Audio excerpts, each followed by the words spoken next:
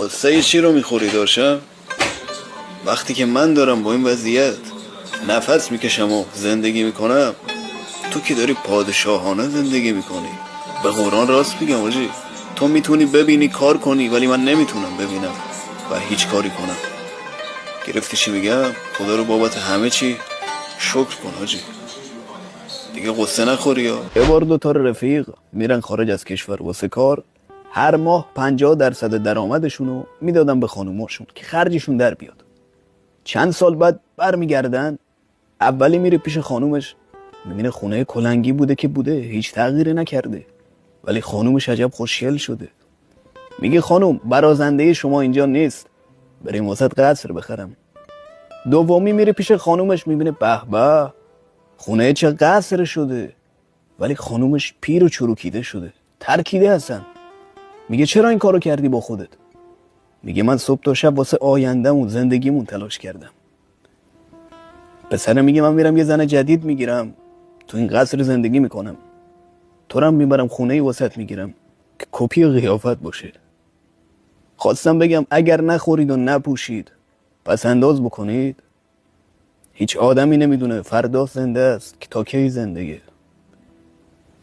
لذت ببرید از زندگی. گرفتی شو؟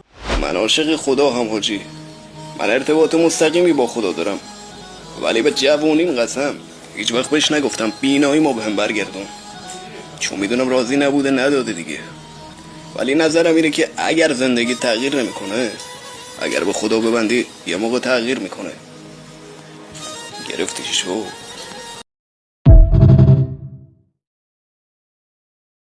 یه بار 2 تا رفیق میرن خارج از کشور واسه کار، هر ماه 50% درآمدشونو میدادن به خانوماشون که خرجشون در بیاد. چند سال بعد برمیگردن، اولی میره پیش خانومش، میبینه خونه کلنگی بوده که بوده، هیچ تغییری نکرده، ولی خانومش عجب خوشگل شده.